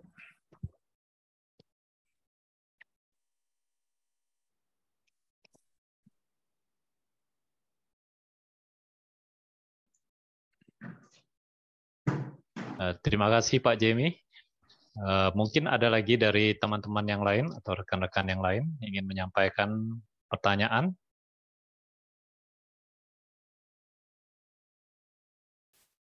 Mungkin saya ingin bertanya kepada Bante. Memang kesabaran ini satu kata-kata perkataan yang mudah, tapi sangat sulit untuk dipraktekkan, dilakukan. Nah, tantangan terberat dalam kita hidup di tengah masyarakat atau di lingkungan kerja ataupun di dalam rumah tangga, bahwa kita ini kan ingin terus maju, ya, ingin terus menapak maju. Pada awalnya kita cukup sabar menghadapi teman-teman di kantor misalkan atau di rumah. Oh ya, kita maklum, dia nggak bisa atau apa. Kemudian kita bimbing dia, masih juga nggak bisa, kita bimbing lagi terus. Tapi pada titik tertentu kadang-kadang kita ini jenuh, Bante. Ya, dan akhirnya emosi juga akhirnya. Ya, bagaimana ini Bante? Kira-kira Bante? Ya, ya, untuk menghadapi situasi ini. Jadi antara kita itu hidup yang ingin progresif, tapi rekan kerja atau di kantor atau di rumah, ini kok lambat sekali. Kita ini ingin berlari cepat, tapi yang ini larinya lambat sekali. Sehingga akhirnya terasa mengganggu dan menjadi emosi. Nah, bagaimana Bante kira-kira menghadapi ini Bante? Yang bisa kita lakukan adalah apa kalau dalam konteks rekan kerja atau di orang rumah, ya, tentu kalau kita bisa meng-guide mereka, masih bisa mengajak kerjasama dalam batas-batas tertentu, ya, ya kita terima. Inilah ya kelemahan mereka. Ya. Kadang-kadang kalau kita misalnya bisa menghindar, ya oke lah, sekarang saya bisa jalan sendiri, saya tidak perlu berinteraksi terlalu banyak dengan mereka. Ya kita jalan, ya, mengurangi interaksi, ya. Tetapi kalau tidak bisa, ya memang itu harus kita apalagi orang di rumah, ya, ya kita harus sering berhadapan. Yang perlu kita lakukan adalah ya merubah cara pandang kita, yang menerima ya memang dia begitu, ya memang dia begitu. Kalau di karyawan di kantor, mungkin kalau Anda atasan, Anda boleh, ya udahlah, masa percobaan tidak lolos, cari yang baru. Ya. Ya. Tapi kadang-kadang kemarin ada satu teman mengatakan, Bante sekarang cari karyawan aja susah, apalagi anak-anak sekarang, ya. Nah, tiba-tiba menghilang, ya. Anak-anak milenial sekarang kan kerjanya mungkin berbeda, ya, dengan dulu lebih thoughtful, ya. Ya. Ada pegawainya tanpa notice langsung menghilang gitu, ya. Jadi yang kalau di kantor mungkin kita masih bisa tukeran tim, cari orang lain, ya. Tetapi kalau di rumah berhadapan dengan saudara, pasangan atau anak atau orang tua, yang bisa kita lakukan adalah accept it, ya, belajar untuk menerima dia dan mengubah cara pandang kita terhadap dia. Ya. Nah, kalau memang kita nggak tahan dengan cara dia, ya, yang lamban ataupun punya prinsip yang berbeda, ya. Nah, pengalaman saya adalah saya mengurangi interaksi dengan yang bersangkutan. Ya. Nah, saya mengurangi interaksi dengan yang bersangkutan. Karena saya tahu latihan saya juga masih sangat lemah, ya. Saya juga masih gampang terpancing emosi, ya. Saya juga masih gampang terpancing emosi, ya. Kalau yang lamban itu saya masih bisa terima sih, karena saya juga kadang-kadang agak lelet sih, ya, agak lambat. Ya. Nah, tetapi kadang-kadang ada beberapa hal yang misalnya cara pandang yang berbeda, ya, bahkan even sesama monastik, ya, ada cara pandang yang berbeda dalam hal penanganan suatu masalah atau cara value terhadap hal sesuatu. Ya. Nah, dan saya tidak bisa merubah dia juga tidak mau berubah misalnya, ya. Nah, dan dia ada beberapa yang merasa dia paling benar, ya. Nah, yang bisa saya lakukan adalah accept it. Ya. Saya terima, ya, dia memang seperti itu. Saya belajar untuk melihat lebih mendalam lagi kenapa mereka seperti itu, background pertumbuhan di keluarga mereka, background masa kecil mereka, ya, background seringkali itu sangat mempengaruhi. Ya. Kita tumbuh ya di lingkungan kita sangat mempengaruhi kita. Nah, ketika kita belajar untuk melihat mereka seperti apa adanya, kita belajar untuk mengaccept mereka seperti apa adanya. Ya. Dan ketika kita bisa menerima itu, ya tapi kita tetap tidak bisa bekerja sama dengan mereka, ya kita belajar untuk jaga jarak. Kalau kita tidak bisa merubah cara kita, ya. Karena kita kan mau merubah mereka juga susah, ya. Ini masing-masing kan, ini berbicara keegoan, ya, keegoan dan yang tadi saya katakan kita merasa semua ingin sesuai harapan kita. Ya. Pada orang yang paling dekat dengan kita pun belum tentu kita bisa kita rubah. Ya. Hubungan suami istri yang menemani Anda puluhan tahun juga mungkin bisa jadi punya nggak bisa Anda rubah kan. Walaupun seringkali dikatakan suami istri kalau lama-lama blend sifatnya bisa makin mirip gitu ya. Nah, ini adalah proses saling asal yang panjang kan. Nah, ini dengan keluarga, dengan teman, dengan sahabat, dengan orang kantor. Pengalaman saya yang saya lakukan seperti ini. Ya. Nah, jadi kalau bisa saya rubah cara penerimaan saya, kalau tidak bisa, ya saya menghindari interaksi, mengurangi interaksi dengan yang bersangkutan. Gitu Pak Iskandar. Ya, terima kasih Bante. Ya.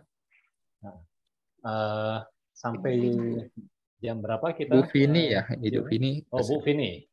Nah, ya. Ya, silakan Bu Vini. Masih mute. Terima kasih Bante. Selamat sore Bante dan terima kasih Pak Iskandar. Ya.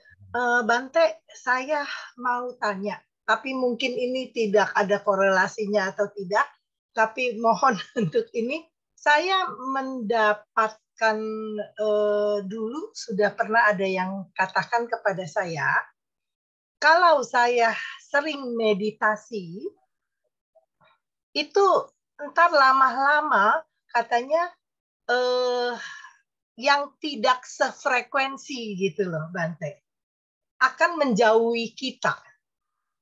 Tapi dengan cara tidak sampai kita ribut besar atau apa, tapi pelan-pelan yang sefrekuensi dengan kita akan mendekat, dan yang tidak sefrekuensi itu akan menjauh secara alamiah. Apakah itu benar, Bante?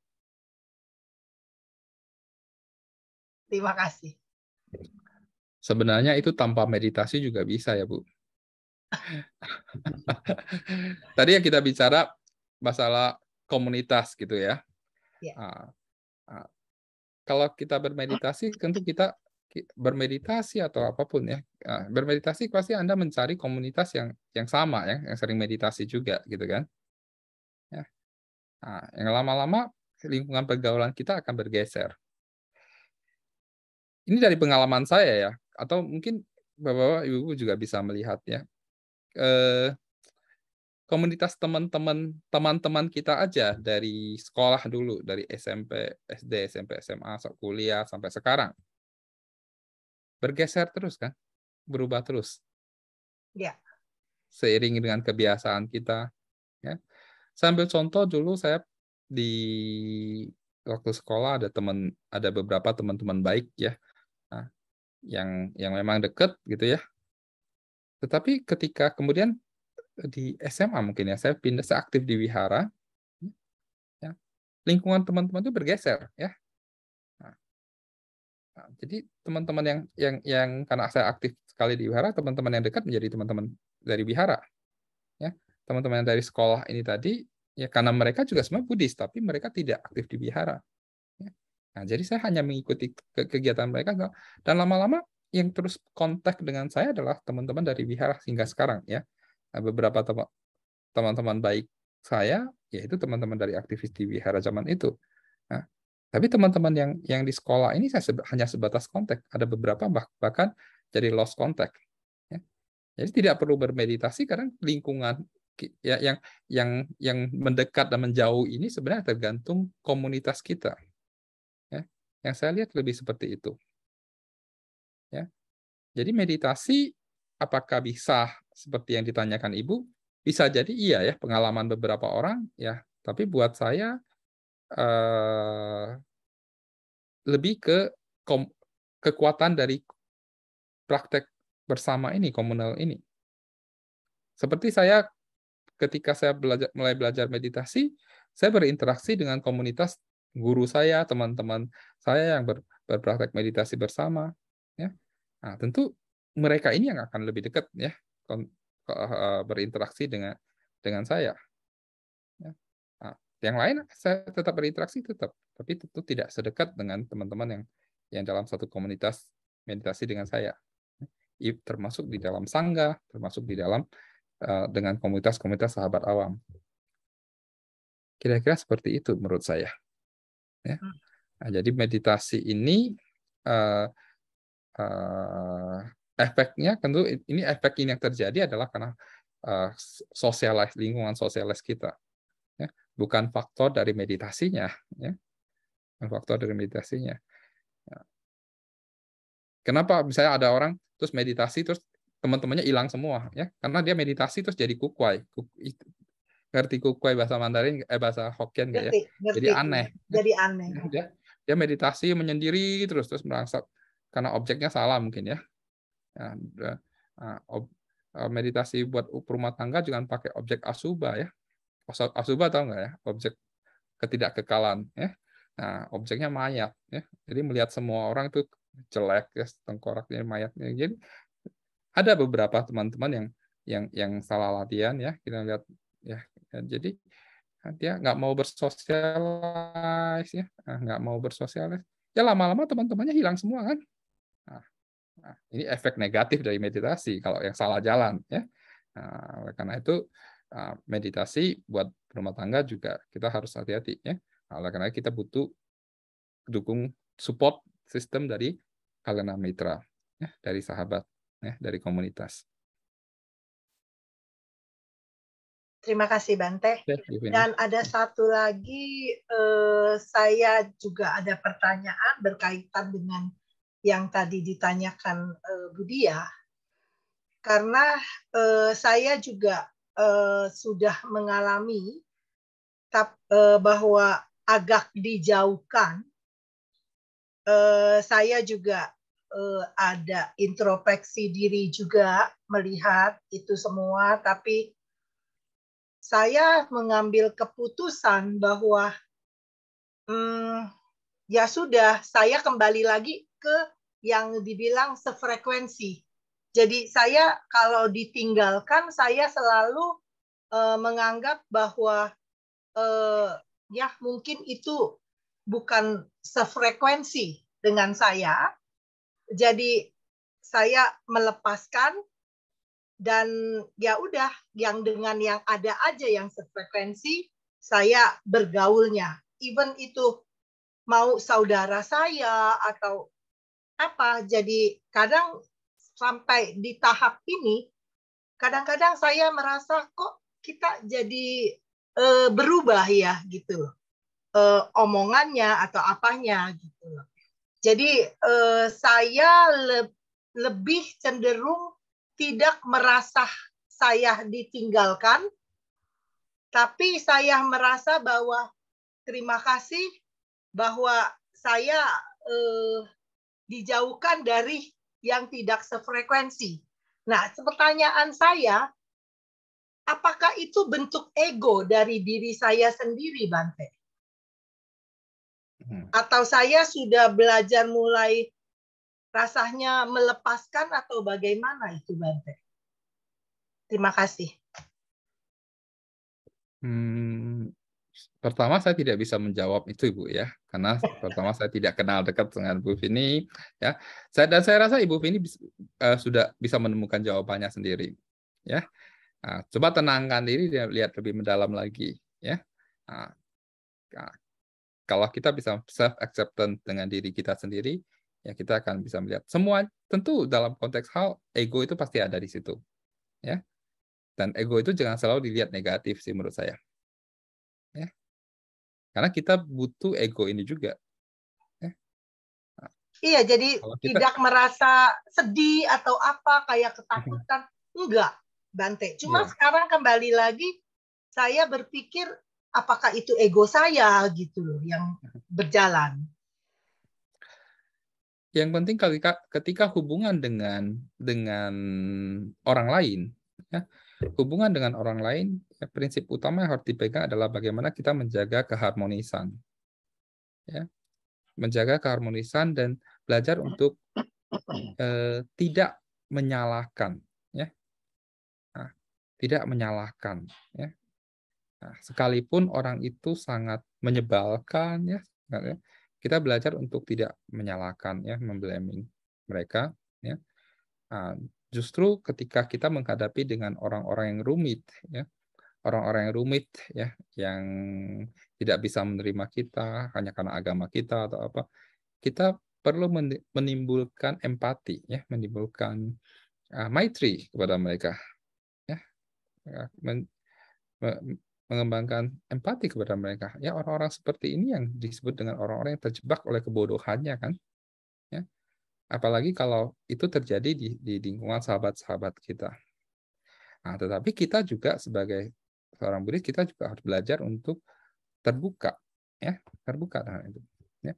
Dan harus bisa membedakan antara menjadi Buddhis bukan berarti kita kemudian menjadi eksklusif, ya. Menjadi Buddhis kemudian juga tidak membuat kita terlepas interaksi kita dengan culture, budaya-budaya lokal dan lain sebagainya. Ya. Nah, misalnya ketika Anda di bagian besar ini ada di Eropa, ya. Di Eropa itu kan termasuk di belahan dunia lain sekarang, misalnya Natal, ya, Christmas. Christmas itu bukan lagi dipandang sebagai perayaan keagamaan sebenarnya, kan, ya, di banyak tempat itu kebudayaan, toh. Nah, jadi ketika Anda di Eropa terus bersama teman-teman Eropa, teman-teman di sana bersama keluarga merayakan Natal, boleh nggak? Boleh saja, nggak masalah. Bukan berarti terus kita sebagai Buddhis kita menutup diri, ya. Ada Thanksgiving, ada boleh-boleh saja merayakan. Bahkan 11 tahun yang lalu ketika saya mengikuti winter retreat di Plainvillers dekat Bordeaux di France, di Prancis, ya. Mereka itu kalau malam Natal itu ada kalau orang di gereja kan ada misa Natal gitu, ya. Mereka ada acara mendengarkan suara lonceng gereja, ya, untuk meditasi, ya. Terus pagi di hari Natal ada kebaktian Natal. Karena yang datang retreat itu banyak yang background-nya Katolik, ya, background-nya Kristen. Ya. Nah, dan berarti orang you boleh tetap menjadi Kristen untuk mempraktekkan Buddhis. Ya. Silakan. You tetap mempertahankan nilai-nilai Kristiani, ya, nilai-nilai Muslim, ya, untuk mempraktekkan Buddhis. Di Indonesia dulu ada satu sahabat kita, ini dia di Jerman, ya, kebetulan teman kita itu di Jerman, ya. Beliau berasal dari santri seorang Muslim, ya. Lalu oleh kiainya, ya, dibilang, you kalau mau mengerti Allah yang sesungguhnya, you belajar Buddhis. Dan dia benar-benar belajar Buddhis. Ya. Dia masuk ke kampus Sekolah Tinggi Agama Buddha, tapi dia tidak dapat itu. Ya, kemudian tahun 2009 ketika Venerable Thich Nhat Hanh datang ke Indonesia bikin retreat, dia ikut. Dan dia tertarik. Kemudian dia daftar mengikuti program Short Term Monastic Life di Plainvillers. Dia seorang background-nya santri, seorang Islam, menjadi samanera, dan kemudian menjadi biksu di Plainvillers. Tetapi dia tetap mempraktekkan nilai-nilai Islamnya. Ya, bayangkan seorang Muslim, seorang dengan jubah, seorang biksu, ya, waktu bulan puasa dia puasa, ya. Dan suatu waktu katanya di Jerman waktu itu Idul Fitri, dengan jubah biksu dia ke masjid sholat Id. Ya. Malah dijamu makan sama imam di situ ya katanya. Nah, ini dia tingkat acceptance di sana mungkin cukup bagus ya. Nah, tapi kadang-kadang di lingkungan teman-teman di luar keluarga kita di Indonesia tidak seterbuka itu. Ya. Nah, pernah sewaktu saya mau pulang dari Prancis, mendiang berbakti Kelantan waktu itu menjamu makan bersama dengan beliau. Beliau berpesan untuk di Indonesia, ya, agama di Indonesia supaya semakin bumi, ya juga harus menerima kultur-kultur lokal, ya, termasuk kultur-kultur Islam, karena sekarang Islam mayoritas, kan? Nah, tapi di Indonesia mungkin tidak belum se-accepted di Eropa. Kalau misalnya di wihara dibikin kebaktian Idul Fitri gitu ya, orang sholat Id kita juga kebaktian bersama. Ya. Tapi kalau makan ketupat bersama mungkin udah sering lah ya. Ya, kalau Lebaran Idul Fitri kalau makan ketupat di rumah-rumah yang Buddhis juga bikin ya. Kemarin beberapa tahun ini di Idul Fitri di tempat retret saya di Pondok Sadana Amitayus di Cipayung, umat-umat datang ya, bikin ketupat ya, bikin rendang ya, vegetarian ya, kita makan bersama. Ya. Ya. It's okay. Kita ikut merayakan ya. Ya. Dari makanannya dulu lah ya. Nah, ini bentuk penerimaan secara kultur. Ya. Nah, jadi kita tidak perlu menjadi eksklusif. Ya. Kita sebagai Buddhis tidak perlu menjadi eksklusif, menutup diri. Ya. Nah, kita open. Ya. Nah, dan ketika orang lain belum bisa open, ya orang lain belum bisa menerima ini, ya kita nggak perlu menuntut mereka masih sama seperti kita. Ya. Nah, kita juga tidak perlu menjauhi mereka. Tadi Pak Iskandar juga sudah sharing ya. Nah, itu sangat bagus. Ya, kita tidak perlu menjauhi. Kalau toh mereka menjauhi kita, ya bohwat lah ya. Nah, tapi kita tidak perlu memusuhi mereka. Tetap menjaga. Ya. Apalagi kalau keluarga ya. Apalagi kalau keluarga. Oke. Terima kasih Bante Anumodana. Ya. Ya. Ciome sampai jam berapa kira-kira? Kita sebetulnya sampai jam 12 kurang seperempat, tapi katanya Jamie ada mau tanya sedikit. Oke. Ya, silakan. Mana Jenny ya? Belum muncul ini? Udah muncul. Terima kasih Iskandar. Oh iya Pak Jenny, ya. Saya kira ada Jenny yang ini nggak muncul di kameranya. Kembali ke Pak soal Jamie, ya. teman dia dan temannya Vini, saya jadi ingat waktu saya masih kerja, teman-teman banyak juga orang-orang yang beragama Islam menanyakan saya, apa agama kamu? Dan saya menjelaskan bahwa saya agama Buddha.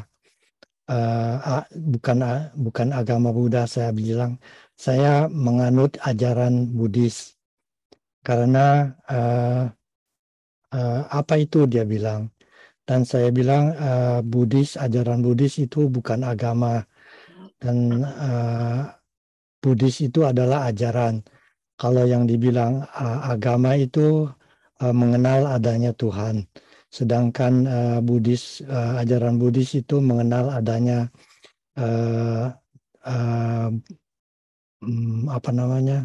arahat. Jadi kita belajar untuk menuju ke arah arahat. Dari situ mereka jadi tambah menarik apa yang saya pelajari dan menanyakan ini dan itu. Saya jelaskan sebisanya saya. Dan kebalikan dari pengalaman Vini dan Budia, malah saya banyak mendapatkan teman-teman dari orang-orang Turki yang beragama Islam tersebut, dan mereka menghormati saya dan memberikan ucapan-ucapan selamat kalau ada hari Waisak dan sebagainya. Menurut Bante, itu apa yang saya terangkan bahwa ajaran Buddhis itu bukan agama, apakah itu betul? Itu hanya pandangan saya saja. Terima kasih Bante.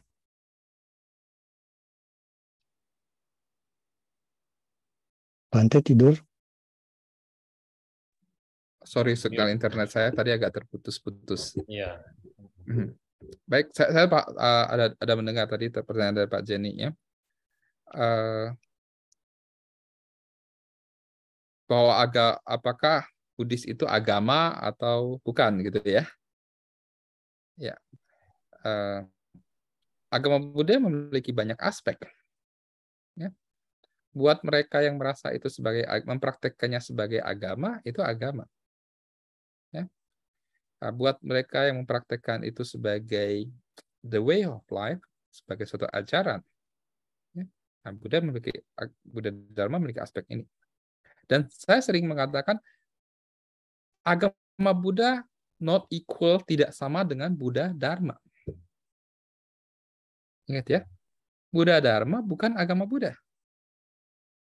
Nah, agama Buddha ada faktor culture-nya kan, ada faktor kebudayaan, ya, ada banyak faktor ritualitas di situ. Tapi Buddha Dharma tidak. Nah, dan pengetahuan Buddha Dharma ini bisa dalam agama Buddha, bisa dalam filosofi Buddhis. Ya. Di kampus-kampus ketika orang mempelajari agama Buddha sebagai salah satu cabang ilmu pengetahuan, dia jadi ilmu agama Buddha, Buddhologi. Ya. Nah, banyak kan ya. Bahkan di Indonesia itu sarjana Magister of Buddhist Studies, Master of Buddhist Studies pertama itu bukan biksu, tapi adalah pastor Katolik. Ya. Orang Indonesia yang mendapat belajar ilmu agama Buddha sampai ke gelar master, ya, yang itu orang Katolik, pastor Katolik. Ya. Sebab waktu biksu-biksu di Indonesia belum ada satupun yang lulus S2 ilmu agama Buddha ya. Ada satu pastor Katolik yang sudah. Tapi dia buat dia agama Buddha ada ilmu pengetahuan. Ya. Nah, di banyak ya di Barat, di Eropa banyak yang doktor-doktor yang mempelajari Buddhis. Ya. Nah, tapi dia bukan beragama Buddha. Ya. Nah, jadi dia melihat itu hanya sebagai cabang ilmu pengetahuan. Ya. Nah, jadi Buddha Dharma ya memiliki banyak aspek. Ya. Agama ya juga ajaran atau the way of life ya sebagai ilmu pengetahuan, atau mendiang Master Ching Kung menyebutnya sebagai agama Buddha sebagai edukasi, pendidikan ya juga ya, seperti halnya Konfusianisme ya, sebagai pendidikan, etika, the way of life ya. Jadi nggak jadi masalah ya, nggak jadi masalah, tergantung yuk kita melihatnya dari aspek apa. Dan buat saya agama Buddha Buddha Dharma adalah keseluruhan itu ya. Semua aspek dari penurunan ya, pengetahuan dari Buddha Dharma ya ke semua itu. Ya, jadi jangan menyempitkan Buddhism hanya sebagai agama atau sebagai ajaran atau hanya sebagai edukasi atau sebagai ilmu pengetahuan. Nah, tapi bisa mencakup keseluruhan itu. Anumodana Bante. Ya, terima kasih tambah pengetahuan. Ya. Ya, mungkin satu terakhir. Ada satu yang terakhir. Mungkin dari Boleh Hans satu. yang ya dari Stephen ya silakan. Ya. Ya. Selamat sore Bante. Namo Buddhaya. Mungkin agak kembali ke pertanyaan soal meditasi ini, jadi nggak nyambung sama pertanyaan sebelumnya.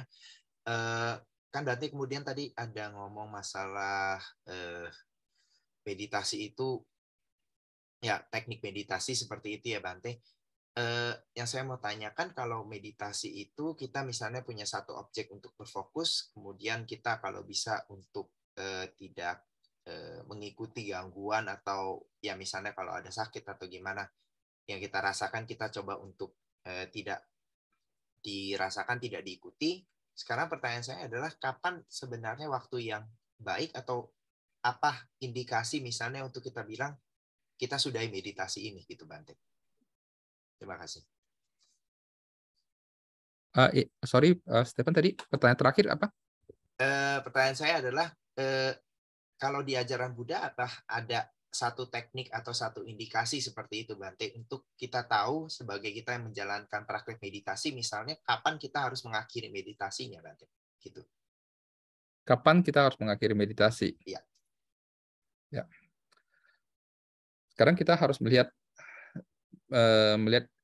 terminologi meditasi itu sendiri, ya. Nah, meditasi, kalau tadi yang ditanyakan mungkin kita spesifik ke meditasi duduk, ya. Nah, tetapi ketika kita berbicara meditasi dalam aspek yang luas, ya, yang sekarang populer dengan istilah mindfulness, gitu kan ya, nah, atau sebenarnya itu berasal dari sati, ya, satipatthana, ya, itu meditasi itu adalah setiap aspek kehidupan kita adalah hendaknya kita sadar penuh, ya. Nah, dalam beberapa teks ketika ditanya apakah Buddha selalu meditasi? Iya, Buddha 24 jam dalam kondisi meditasi. Ya. Dalam kondisi meditasi, dalam kondisi sadar penuh. Ya. Fo Chang Sai Ting Zhong, Buddha senantiasa berada dalam samadhi. Ya. Nah, kita ingin belajar seperti Buddha. Oleh karena itu kita harus sering meditasi. Ya. Guru saya Bante Dharma Wimala punya istilah, ya, S1, S2, S3. Bukan S21, S21 Samsung, ya. Nah, kalau kuliah kan kita kuliah jenjangnya S1, S2, S3, S3 paling tinggi, ya. Nah, kalau S3 itu apa? S3 itu Buddha, sadar setiap saat. S3 ya kan, ya? Sadar setiap saat, ya. Nah, the fully enlightened, 24 jam Buddha sadar penuh. Ya. Nah, kita mau belajar menjadi Buddha untuk bisa lulus untuk bisa kuliah S3 itu kita harus lulus S2 dulu toh. Ya. S2 ini apa? Sering sadar. Ya, sering meditasi, ya.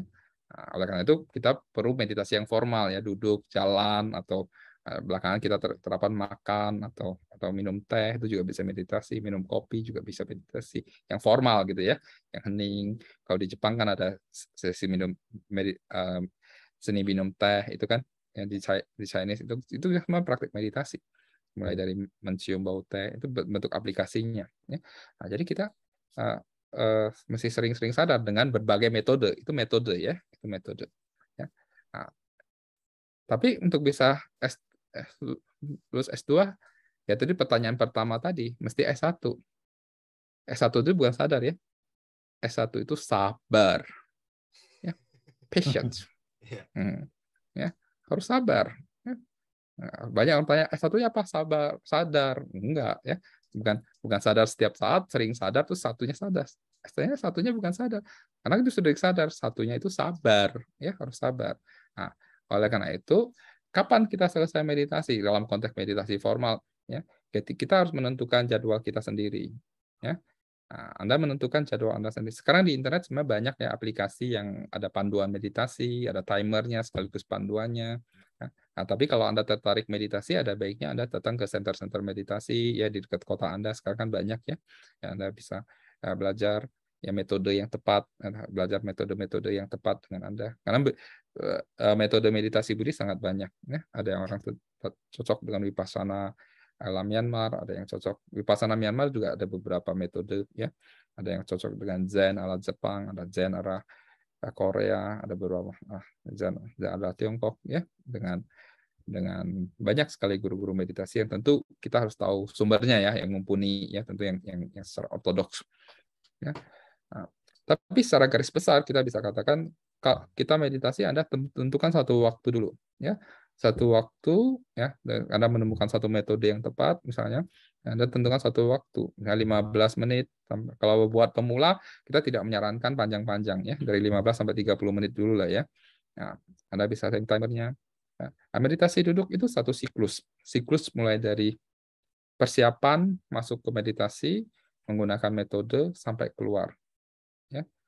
Nah, kita kadang-kadang di Indonesia kalau di kebaktian wihara, kadang Anda mungkin punya pengalaman dulu di Indonesia kalau ada meditasi duduk dimulai, ya. Nah, meditasi selesai, ya, nggak sampai 5 menit selesai gitu, ya. Nah, jadi meditasi itu sebenarnya kita mulai dari persiapan, ya.